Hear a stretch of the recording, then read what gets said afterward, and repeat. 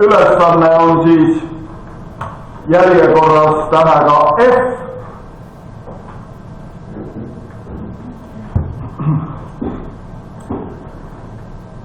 Ja siin on siis öeldud, et tegemist on lämmastikuga. No antud juhul see lämmastiku või mitte lämmastikuks olemine siin väga oluliselt ei mõjuta, aga et me saaksime siis harjutada molaarmassi leidmist, otsime tabelist üles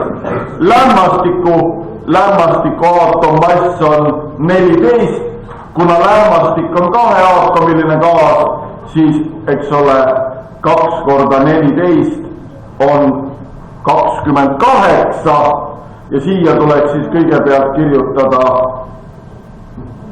keemikute ühik grammi mooli kohta ja siis korrutada teda 10 astmes -3-ga, et saada siis molaarmassi põhiühik. Aga jah, tegelikult siin konkreetses ülesandes see lämmastik olulist tähtsust ei oma, see võiks olla ka mis tahes teine gaas. Nüüd on öeldud, et molekulide ruutkeskmine kiirus on 500 meetrit sekundis. Selle ruutkeskmine kiirus oli siis ruutjuur sellest kiiruste ruutude keskmisest. Järelikult, kui me tahame rõhuvalemis kasutada olevat seda RK, siis me peame selle ruutkeskmise kiiruse võtma ruutu ja 500 ruudus on 2,5 korda 10 astmes 5 ehk siis 250 000 jah, teiste sõnadega. Ja ühikuks on meeterruut jagatud sekundruuduga või siis meetrit sekundist ruudus RK.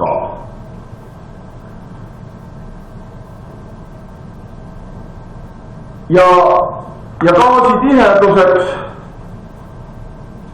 on siin siis öeldud 1,35 kilogrammi kuupmeetri kohta ja küsitakse siis gaasi rõhku. See on nüüd üks nendest ülesannetest, mille klassikalise lahendamise puhul ei ole valmis valemit, aga ma olen teile selle valmis valemi siia tuletanud ja teie lahkel loal ei hakkaks ma seda valemit siis uuesti tuletama, ehk siis võtame selle ideaalse gaasi rõhu valemist selle tihedust sisaldava valemi ja tegelikult ei ole vahet, kas me võtame nüüd siis selle RK-ga valemi või siis selle ruutkeskmise kiiruse ruudu valemi. Ja tegelikult jah, selle ülesande puhul see tegemist on kaheaatomilise lämmastikuga, see on fantoomandmed ja neid ülesande lahendamisel tegelikult vaja ei lähegi. Ja igal teisel juhul tuleks seda valemit siis hakata tuletama ja see on päris tüülikas protsess, aga ma säästan teid siis sellest valemi tuletamisest ja võtame selle valemi siis valmis kujul siit valemite lehelt valmis valemite hulgast. Nii et siis 1,35 korda 2,5 korda 10 astmes 5 ja jagatud 3-ga ja rõhuks tuleb siis sellel gaasil